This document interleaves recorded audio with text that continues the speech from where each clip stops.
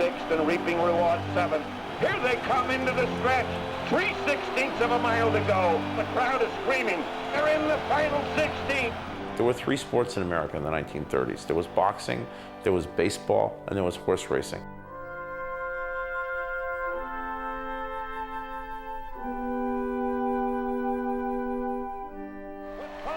On the outside, he's drawing away. He's an easy winner, and here comes the finish. Horse racing has quite an ancient history for our republic. It had done pretty well in the early years of the 20th century. Then it was banned almost everywhere, and it was brought back in the Depression as a way to raise money for desperately depleted state coffers.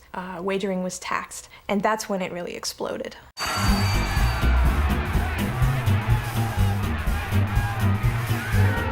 We want to go back in time. I think it's part of human nature. Most every child's fairy tale begins with once upon a time, long, long ago. And very often, of course, once upon a time, long, long ago was not an easy time.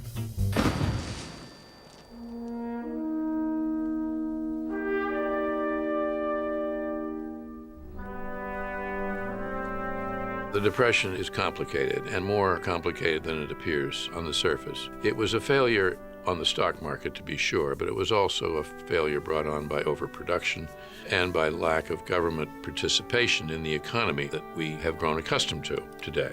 And thousands of people were out of work, a quarter of the population out of work. A great part of the country was on the road, living in their automobiles. There were places in America where people were starving to death. In Kentucky, people were eating weeds to stay alive. People were desperate for underdog heroes, something that looked like America itself. And along comes this horse that is as beat up as the country is. I'm not afraid of you.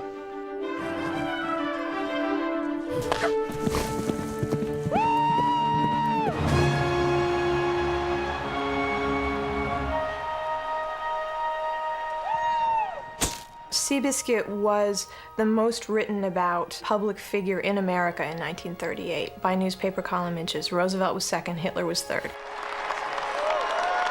Holy cow. This was a star that emerged, but he also became a folk hero because people who were down on their luck, who were written off as losers just the way he was, suddenly found hope or inspiration or a horse they could ride, right? And that's what happened. Seabiscuit performing in the Massachusetts Handicap. You're seeing how the 5-year-old grandson of Man o' War has become top money winner of his time.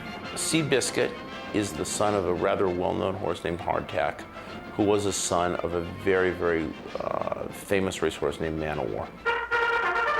Then there was Man o' War, one of the great race horses of all time. Man o' War may have been the most extraordinary racehorse who ever lived. He was a freak. He was only beaten once in a 21 race career. He had a lordly, imperious, difficult temper. His trainer once said of him, he was hell to break, a headache to handle, and a catapult to ride. Man o' War was owned by Mr. Riddle, who actually ended up owning War Admiral, who was the nemesis of Seabiscuit ultimately in the match race. Seabiscuit is a distant cousin of War Admiral. He's sort of Cinderella, if you will, at the ball, you know. He's the black sheep of the family. Seabiscuit was not like his forebears. He looked and acted nothing like Man o' War, which was a great disappointment to everyone. He didn't look like a racehorse. His legs were somewhat odd. He had none of the traditional markings of a champion. Get rid of him.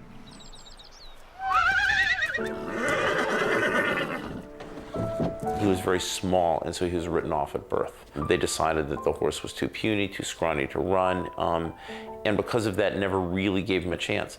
So Seabiscuit was a really terrible horse by the time he was already 4. He was running in what's called the claiming races, where every horse in the race is for sale. It's the lowest rung of the horse racing ladder.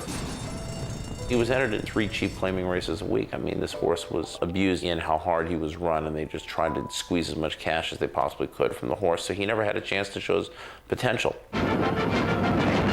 Isolator and Regal Lily lead the way as they splash for home. Never rated for mud, Seabiscuit makes a game bid in vain.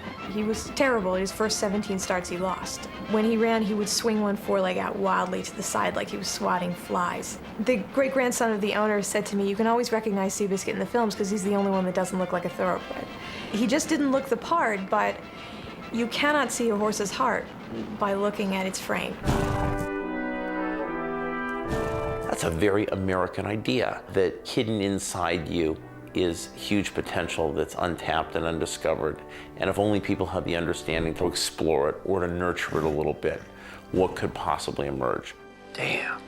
What happens if you give somebody a second chance?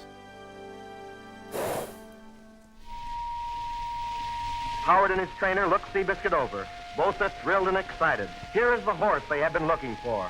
Howard immediately contacted the Wheatley stable representative, and the price agreed upon was $8,000. 3 men, all of whom are broken for their own individual reasons, find hope in one another and in this horse. Red Pollard, who was abandoned at a racetrack at the age of 15. Charles Howard, who lost a son and was mired in his own grief. Tom Smith, who lost the West and was displaced from who he was. All of these people had immense obstacles coming in, and they form a unit, they form a bond, they form a team. This is about talent, and talent comes in all shapes and forms. The talent of the horse, to be sure, but it took the talent of those people who were handling that horse to bring that into focus and make it work.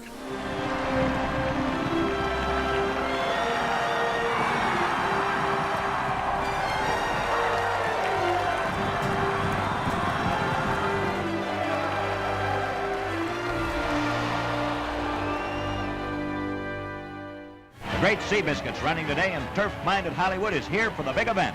Trust Bing Crosby and the movie stars to be on hand. People really became enamored with Seabiscuit because when this horse emerged and started winning races, and he just raced constantly, week after week, it seemed like, he developed quite a following.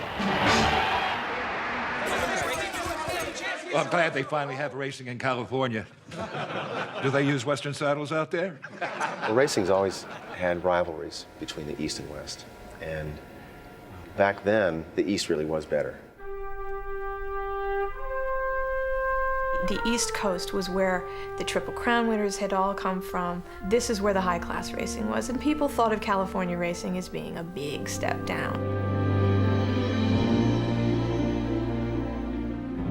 Sooner or later, there was going to be a collision between a great Western horse and a great Eastern horse, and it happened with Seabiscuit and War Admiral.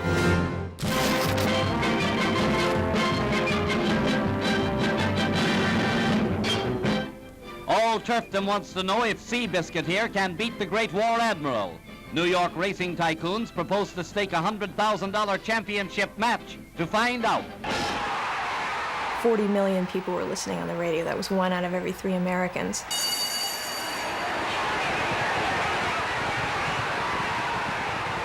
Big flag on the clubhouse turn. Who will be into it first? It's Seabiscuit hitting the turn first and driving for the backstretch. FDR, the president, was one of those 40 million people who actually put his ear up to the radio and listened to Clem McCarthy's famous call of Seabiscuit drawing away in the stretch.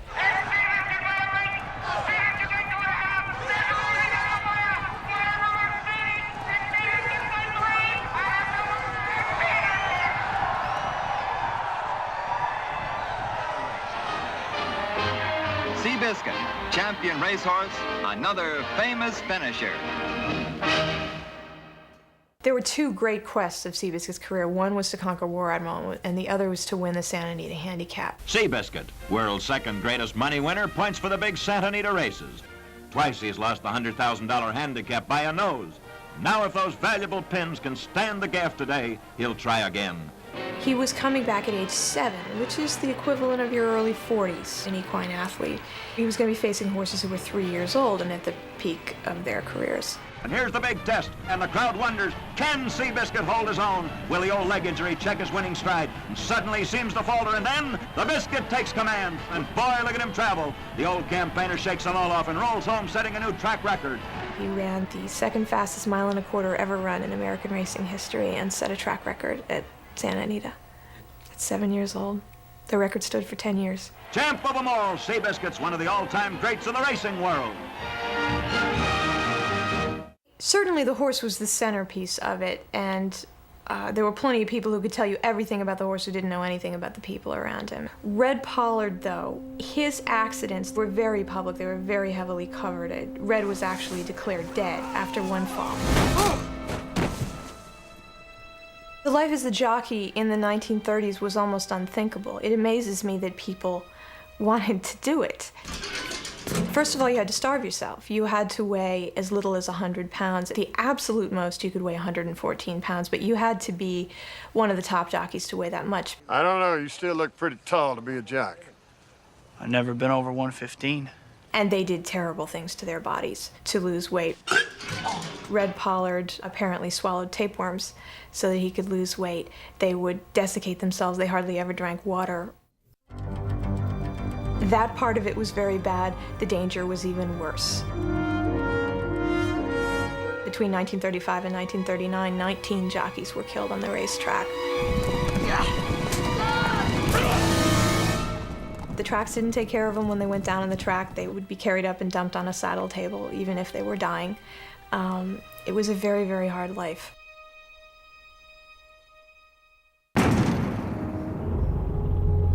The life of the average jockey today is still a pretty rough life. You know, it's a very dangerous sport that we participate in.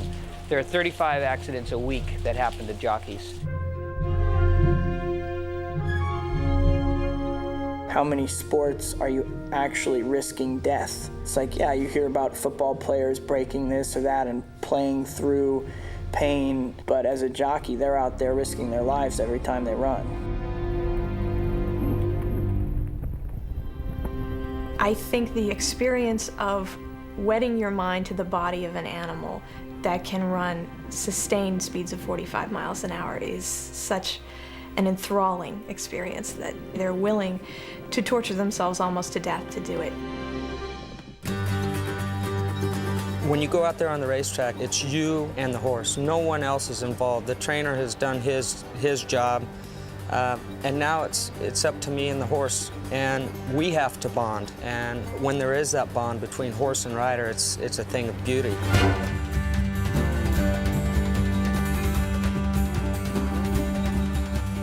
If you really got in there, you'd find men who pound for pound are some of the strongest athletes in the world with amazing agility. They balance on the balls of their feet on these two little strips of metal, going at 45 miles an hour, slamming into one another. I mean, anytime you want to know what a jockey goes through, just sit against a wall for a few minutes and see how long your thighs can take it.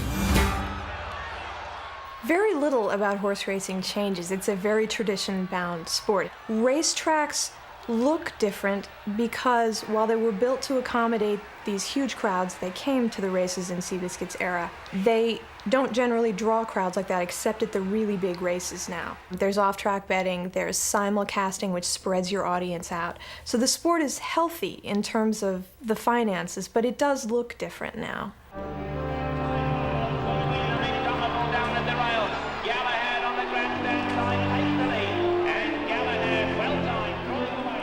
We have been extremely inventive, almost preoccupied at times with our machines. Nature has to it a kind of spirit or mystery which we don't quite understand. And it's the horse that touches something in the human spirit in a way no machine ever can. The real horse, Seabiscuit, comes along once in a century.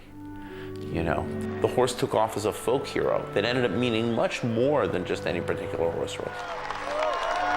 It's also a classic underdog story. It's flawed human beings helping one another through their flaws, struggling against the odds. And struggle is an easy thing for people to understand.